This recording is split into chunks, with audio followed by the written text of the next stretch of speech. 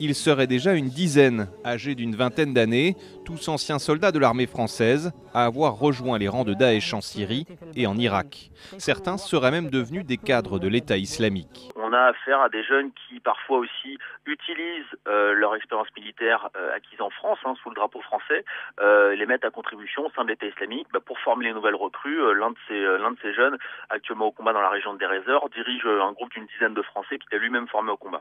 Parmi ces djihadistes figureraient des anciens de la Légion étrangère ou de régiments parachutistes. Certains se seraient convertis à l'islam.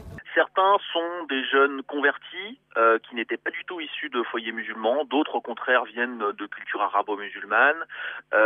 C'est des jeunes qui, pour ceux avec qui j'ai pu m'entretenir, sont des jeunes qui sont très déterminés, qui depuis un moment, pour l'un d'entre eux, a manifesté son intention de revenir en France pour réaliser des opérations armées, des attaques, des attentats. Le ministère de la Défense confirme l'existence de ces hommes, mais préfère minimiser. Le cas d'anciens militaires tentés par une aventure djihadiste sont d'une extrême rareté.